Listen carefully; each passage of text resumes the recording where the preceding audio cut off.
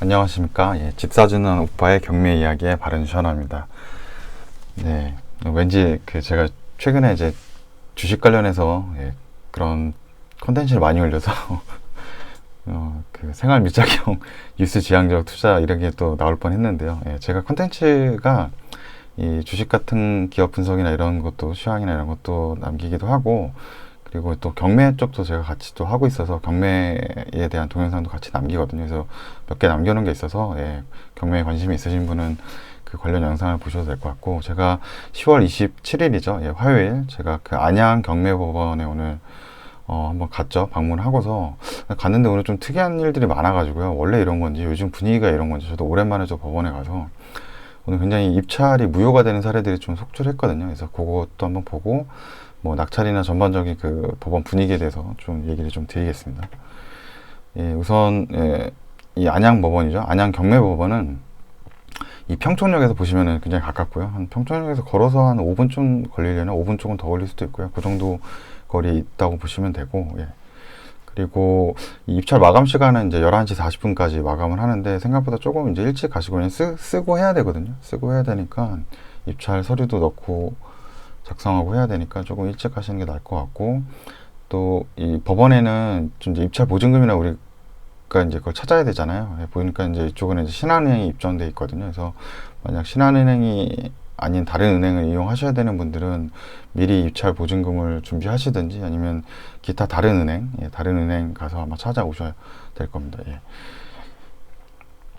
그래서 먼저는 이제 낙찰된 사례 하나 보려고 하는데요. 여기 보시면은 우선 이게 그 경기도 안양시 동안구 비산동에 있는 그린빌 주공 아파트거든요. 근데 여기 보시면 중요한 게 이 응찰이 한 명 들어왔어요. 그러니까 이쪽에 한 명밖에 안 들어갔다는 거거든요. 그러니까 제가 법원에 갔는데 일단 원래 경매법원에 사람이 굉장히 많거든요. 원래 의자에는 다 착석을 하고 막 뒤에 서 있고 그 밖에 복도에도 막 서 있고 이런데 제가 오늘 갔더니 그 의자도 다 안 찰 정도였거든요. 왜냐면 제가 가방을 들고 갔는데 제가 가방을 옆에다 이제 놓을 정도로 자리가 좀 빈 곳이 있었기 때문에 그만큼 사람이 많이 없고 뭐 당연히 이제 서 있는 사람도 거의 없겠죠. 그래서 법원에 생각보다 좀 입찰을 오는 사람들이 많이 줄었다. 뭐 최근 뭐 분위기가 이제 뭐 부동산 이런 어떤 세금도 늘리겠다 뭐 이래가지고 좀 뭐 그런 걸 수도 있고요. 그래서 이렇게 좀 뭐 운 좋게 좀 이제 단독 입찰해서 낙찰 받아 가신 분이 있는 거죠. 그래서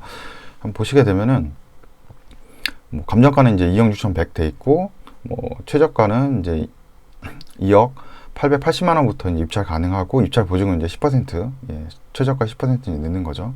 근데 이분이 이제 낙찰 받은 게 2억 1,900 50만 1,000원 에서 84%의 낙찰을 받았거든요. 근데 뭐 권리 분석에 이제 크게 문제 없는 것 같고 제가 이제 시세를 한번 보니까 여기가 이제 같은 평양대로 이제 49 이게 전용이죠. 전용 49 평형이고 여기 보시면 아마 이게 아마 49 전용이랑 같은 이제 이건 평형일 거예요. 그래서 요거는 평형이랑 이게 전용 평형이랑 보는 건 좀 아마 구별하는 걸 좀 배우셔야 되고요. 그래서 보시게 되면 이제 매매 가격 한 2억 8,900 정도 하고요. 그 다음에 보시면은 이제 감정가가 2억 6,100으로 되어 있거든요. 근데 감정가 보시면은 이게 사건 접수가 이제 2월 17일 날 됐고 여기 보시면 요거에 대한 감정평가 조사가 이제 3월 11일 날 된 거거든요. 2020년 3월 11일 벌써 한 7개월 전이죠. 7개월 전이니까 뭐 3월 11일만 한 뭐 요 정도 됐겠죠.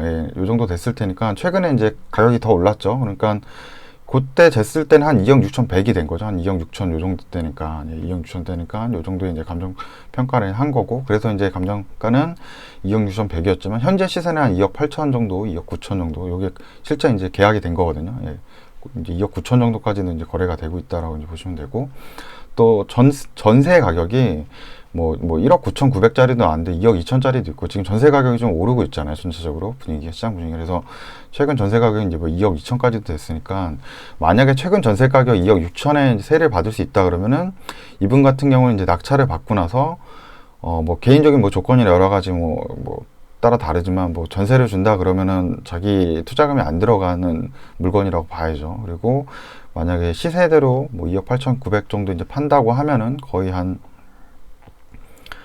뭐 7천만 원 조금 안 되게 한 7천만 원 정도 될까요? 7천만 원 정도 이제 그 이제 시세 차익을 남길 수 있는 물건을 낙찰 받으신 거거든요. 그러니까 굉장히 잘 받아가신 거고. 근데 최근 뭐 거래는 뭐 쉽게 안 된다고는 하지만 뭐 싸면은 거래가 되겠죠. 그래서 저는 굉장히 잘 받아가신 거라고 지금 생각이 되고, 지금 이렇게 좋은 물건들을 어떻게 보면 뭐 경매 법원 통해서 권리 분석 잘 하고 뭐 시세 파악 잘 하시고 그러면은 뭐 입찰이 잘 안 들어오니까 낙찰을 또 쉽게 받을 수 있는 또 어떤 그런 시기가 또 온 것 같거든요. 제가 봤을 때 한 2011년, 12년 그때가 이제 이런 좀 분위기였거든요. 뭐 그때는 이제 부동산이 좀 이제 하락한다는 막 그런 우려 때문에 부동산 시장이 좀 안 좋았었는데, 약간 지금은 이제 그때처럼 단독 입찰이나 이런 것들, 예, 아니면 뭐 5명 미만 이제 응찰에 들어가는 그런 물건들이 좀 많이 보이거든요. 예, 그렇게 물건 요런 케이스, 요 케이스는 그래서 좀 요렇게 낙찰을 받아갔다는 게 하나 있었고, 또 하나는 이거는 이제 도로죠. 예, 도로를 입찰 들어왔는데 문제가 이게 오늘 유찰이 됐거든요. 근데 유찰된 게 아무도 입찰을 안 한 게 아니고 입찰 한 분 하셨어요. 단독 입찰을 하셨는데 여기 보시면 이게 과거에 이제 유찰이 됐죠. 한번 유찰이 낙찰됐다가 다시 이제 물건이 나온 거죠. 한번 낙찰됐다가 미납을 해가지고 다시 물건이 나왔는데, 이렇게 한번 기존에 이제 낙찰을 받고 미납이 돼서 물건이 나오면은 보증금이 이제 입찰 보증금이 달라지거든요. 그래서 20%를 원래는 10%인데 20%로 올라가는데 이거를 확인을 못 하신 거예요. 죄송합니다. 그래가지고 네, 20%인 이거를 확인을 못 하셔가지고 이거 10%에 맞춰서 입찰 보장금을 넣으셔가지고 이제 입찰이 무효가 된 거죠. 예, 그래서 아쉽게 단독 그 응찰을 하셨는데도 예, 낙찰을 못 받은 케이스가 하나 있었고, 또 하나는 예, 오늘 좀 특이하더라고요. 예, 그래서 오신 분이, 이분도 이제 어떻게 보면 단독 낙찰을 받을 수 있는 그 상황이었는데 저는 못하네요. 이게 최저가 입찰이 이제 4억 1,800만 원인데 이거보다 가격을 낮게 쓰셨어요. 그래가지고 이제 무효 처리가 또 된 거죠. 예, 그래서 오늘 이런 또 실수가 하나 또 나왔고요. 또 이 케이스는 어떤 법인이 한 군데가 이제 법인에서 이제 입찰이 들어왔는데 법인 등기를 미제출해가지고 또 입찰 무효가 된 케이스가 있었거든요. 그러니까 그래서 이제 다른 사람이 아마 낙찰 받아간 것 같아요. 그래서 뭐 이런 케이스도 오늘 좀 특이하죠. 예, 그래서 어떻게 보면 이런 사례들, 뭐 법인 등기를 미제출했다, 법인에서 이제 입찰하는데 법인 등기를 미제출하는 거나 아니면 뭐 최저가 보다도 낮게 넣는 사항들, 그리고 뭐 입찰 보증금 이런 걸 또 미숙하게 좀 적어낸다는 걸 보면은 약간 제가 봤을 때 뭐 지금 뭐 입찰 오러 온 사람도 적고, 일단 입찰하는 사람도 굉장히 적고 생각보다 약간 이제 뭐 이제 초보나 아니면 뭐 경매를 아주 좀 경험이 많지 않은 분들이 조금 와서 하신 것 같다는 생각이 좀 들거든요. 약간 경매 초보분들이 와가지고 이런 실수를 하는 거기 때문에. 그래서 그런 케이스가 있었고, 또 하나는 이게 보시면은 요거 이제 낙찰을 이제 받아가셨는데 5억 2천에 낙찰 받았거든요. 그러니까 응찰 3명.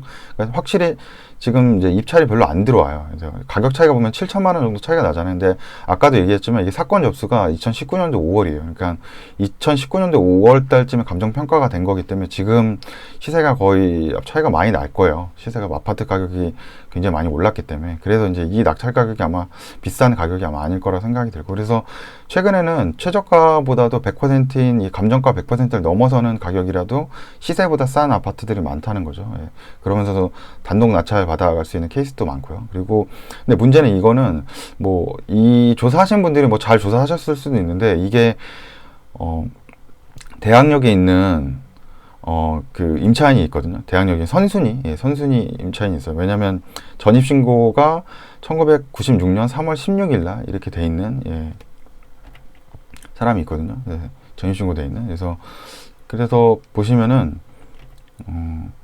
저도 그래서 이거를 뭐 이게 뭐 보시면 이분은 뭐 배당액도 신청 안 하고 했는데, 이분은 뭐 가짜라고 지금 생각을 하는지 뭐 가상 임차인인지 어떤지 모르겠지만 일단은 전입신고 돼 있거든요. 그럼 뭐 이거 확인 절차가 좀 필요해서 이분이 보증금이 얼마인지 모르지만 이제 그거를 물어줘야 될 수 있는 상황도 생기거든요.